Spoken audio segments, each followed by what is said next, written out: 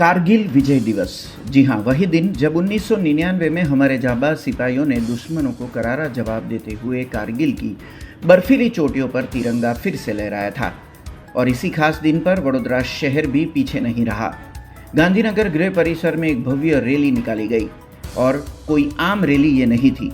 ये थी हमारे देश के रिटायर्ड सैनिकों की तरफ से, जिनके सीने में आज भी देशभक्ति धड़कती है। Western India Akhil Bharatiya western संगठन के नेतृत्व में ये रैली निकाली गई। आपको बता दूं कि जब ऐसे सच्चे हीरो सड़क पर कदम से कदम मिलाकर चलते हैं तो हर एक नागरिक का सिर गर्व से ऊंचा हो जाता है। कार्यक्रम में बड़ौदा महानगर पालिका के म्युनिसिपल कमिश्नर समेत कई वरिष्ठ अधिकारी भी मौजूद रहे। सबने मिलकर कारगिल के शहीदों को याद किया, पुष्पांजलि अर्पित की और वो पल, वो माहौल सच मानिए दर्शकों दिल छू ले गया। सोचिए, कारगिल की वो ऊंची वीरान बर्फीली चोटियां, वहां हमारे सिपाहियों ने न सिर्फ लड़ाई की बल्कि देश की सीमाओं को फिर से सुरक्षित किया, वो भी जान की बाजी लगाकर। आज हम यहाँ चैन से सांस ले पा रहे हैं क्योंकि किसी ने सीमा पर सांस रोक कर रखी थी। सबसे पहले सुप्रभात वडोदरा वासियों। आज कारगिल विजय दिवस के पावन अवसर पर हम अपने वीर शहीदों को श्रद्धांजलि अर्पित करते हैं, जिन्होंने अपनों प्राणों की सर्वोच्च बलिदान देके भारत माता की रक्षा की।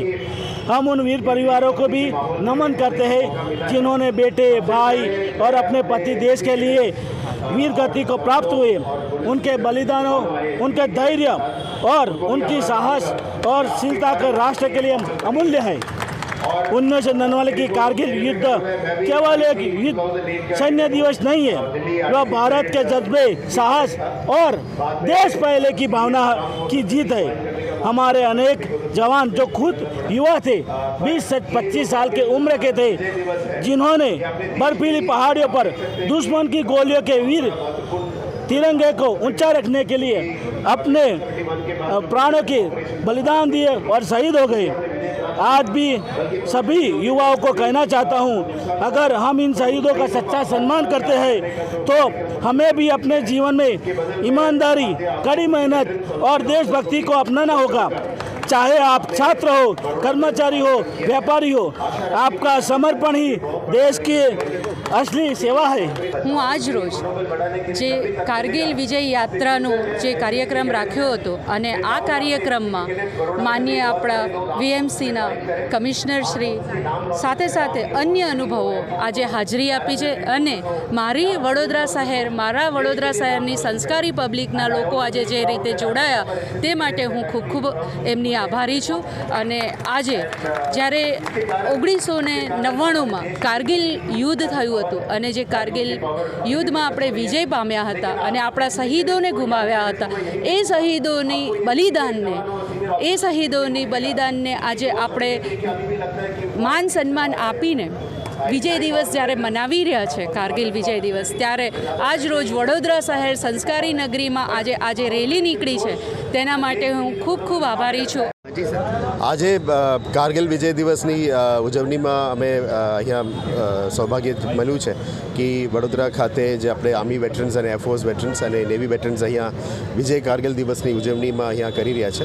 એમાં ફ્લેગ ઓફ કરવાનું મને મોકો મળ્યો અને ઇન્વિટેશન મળ્યું। મારે પણ આજે ગૌરવની યાદ છે કે આપણે જે કારગિલ વિજય દિવસમાં ભારતે જે પાકિસ્તાન વિરુદ્ધનું યુદ્ધમાં વિજય પ્રાપ્ત કરી હતી એને યાદગાર કરતા અને સાથે સાથ વિજય કારગિલ દિવસના વિજય આપણા દેશ માટે શહીદ થયા હતા એ જ આમ વેટરન્સ જે આર્મી હોય, એરફોર્સ હોય, આની અંદરના વેટરન્સે પણ યાદ કરતા દિવસ છે।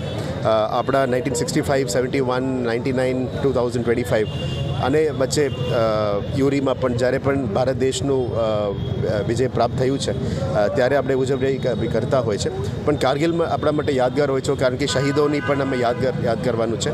હવે અત્યારે ઓપરેશન સિંદૂરમાં આવું કંઈ નુકસાન થયેલું નથી કારણ કે ઓફેન્સિવ ડિફેન્સમાં હતા એટલે આપણે નુકસાન ઓછું હતું।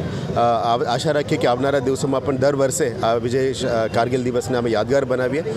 એ જ હું વેટરન્સે રિક્વેસ્ટ કર્યો હતો કે આવનારા વર્ષોથી અમે આ કાર્યક્રમને મોટું બનાવીએ, જે તે કરીને એક દેશભક્તિનો માહોલ તો હોય છે, પણ દેશભક્તિનો માહોલ અમે વિજય કારગિલ દિવસ અને ઓપરેશન સિંદૂરના દિવસ ફરી યાદ કરવું જોઈએ. 71 વોર હોય, 65 વોર હોય, ભારત દેશ મુંહતોડ જવાબ આપતા હોય છે અને આપણા આગળ તો બાકી દેશોને અત્યારે અમે આખા દુનિયામાં ત્રીજી મોટું પાવરફુલ ડિફેન્સ ફોર્સ બની ગયા છે. એને યાદ કરવું જોઈએ ને આપણે સૌથી પહેલાં આપણે સોલ્જર્સની સુરક્ષા આપવા માટે એમની સારા ઇક્વિપમેન્ટ, સેફ્ટી ઇક્વિપમેન્ટ બધું આપવા માટે જે પ્રયત્ન છે આપણે વેટરન્સથી પણ સજેશન્સ લઈને કરવું જોઈએ. અને ખુશીની માહોલ છે. આ વરસાદની વચ્ચે પણ આપણે આટલા બધા કેડેટ્સ અને વેટરન્સ આવ્યા અને આને આજના દિવસને યાદગાર બનાવ્યું. એ બદલ બરોડાના આર્મ ફોર્સ વેટરન્સ ક્લબને અને આપણે જે સોલ્જર્સને પણ આજે જે હાજર છે તમામ હાજર સોલ્જર્સ અને એનસીસીના કેડેટ્સ, એસપીસીના કેડેટ્સ અને સિવિલિયન્सને પણ હું આભાર માનું છું. हमसे जुड़े रहने के लिए हमारे YouTube चैनल को सब्सक्राइब करें और नई वीडियो की नोटिफिकेशन के लिए बेल आइकॉन को दबाएं.